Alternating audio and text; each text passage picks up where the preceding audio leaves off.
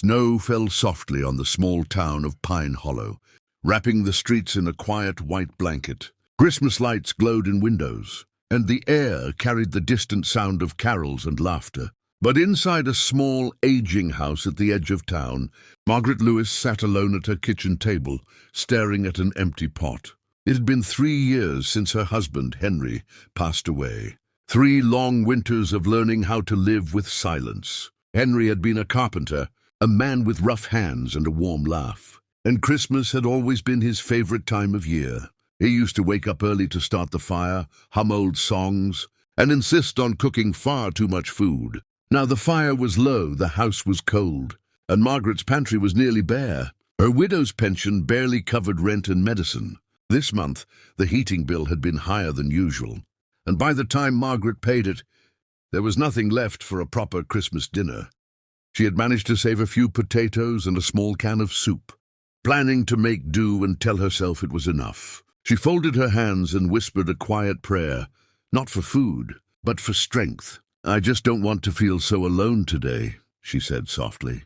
Next door lived Daniel Carter, a man most people in town barely noticed. He was in his early 40s, quiet, polite, and kept to himself. He had moved to Pine Hollow a year earlier after losing his parents in a car accident. Since then he had been repairing the old house he inherited and working. Long hours at the local hardware store. He and Margaret exchanged friendly waves, and sometimes Daniel would shovel her walkway after a heavy snowfall. But they had never really talked. That morning, Daniel stood in his kitchen looking at the table covered with food. A turkey roasted in the oven, the smell filling the house. There were trays of stuffing, mashed potatoes, cranberry sauce, fresh bread, and 2 pies cooling by the window. He had cooked out of habit, something his mother had taught him. Yet the house felt painfully empty. Daniel sat down, the chair across from him untouched, and felt a familiar ache. "What's the point of all this?" he muttered. "If there's no one to share it with." As he looked out the window, he noticed Margaret's house. There were no lights on in the kitchen, no steam on the windows. A thought crossed his mind, quiet at first, then impossible to ignore. He packed the food carefully into containers, placed them in boxes, and carried them across the snow-covered yard. Standing on her porch, he hesitated, unsure if he was intruding. Then he knocked. Margaret startled. Visitors were rare, especially on Christmas.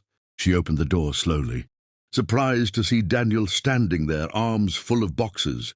"Merry Christmas, Mrs. Lewis," he said gently. I made too much food. I was wondering if you'd like to share dinner with me." Her eyes widened, then filled with tears she tried to hide. "Oh, Daniel, I don't know what to say." "You don't have to say anything," he replied. "Just let me come in before the turkey gets cold."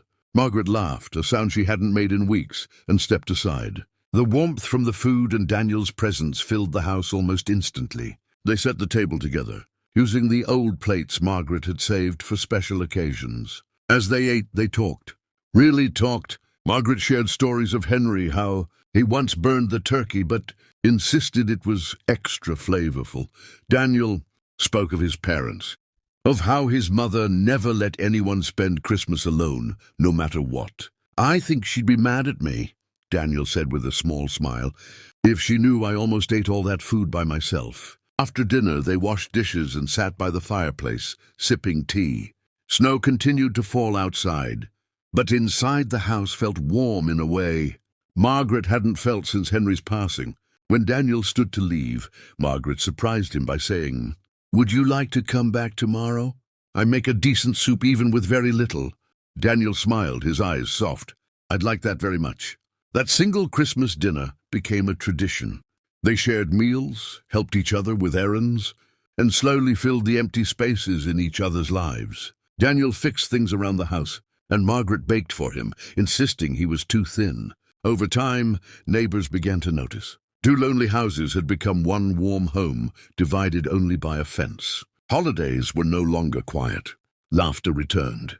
Life felt full again. Daniel never replaced Henry, and Margaret never replaced Daniel's parents, but they became something just as meaningful.